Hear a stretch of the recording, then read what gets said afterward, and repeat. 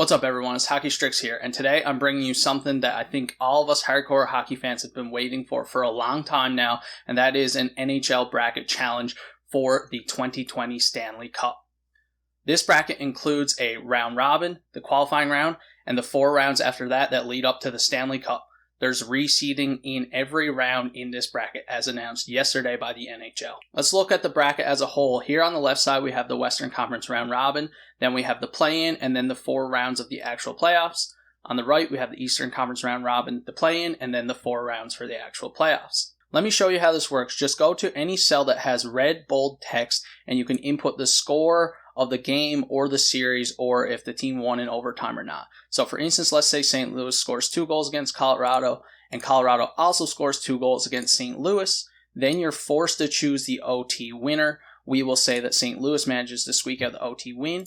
Make sure you put in the loss for Colorado so it counts their 1 point up here for the OT loss. As you can see, it counted all the points for that game. Let's do another example. Let's say Vegas dominates Dallas here and just wins in regulation. If you do that for all these, it will track the completed round robin seeds. If there's a tie, it breaks it through the regular season point percentage right here. Let's just go through all of them very quickly so you can see how the round 1 and subsequent rounds will work. Here you can see we filled out all the games for the Western Conference round robin, and now the seeds are determined. And now these seeds are put in over here into the round 1.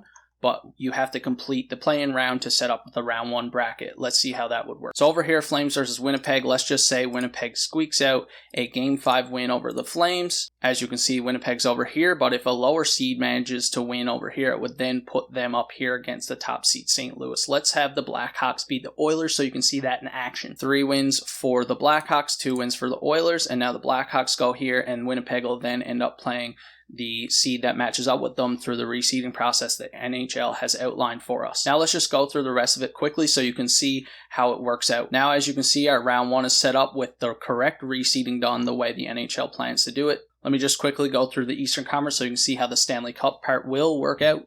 There you go, we have the Eastern Conference round robin completed, so you have to make sure if it does become a tie, you have to input the results for both of the teams for overtime or it's not going to work out and count their points correctly up here. Here you can see the seeding works out perfectly.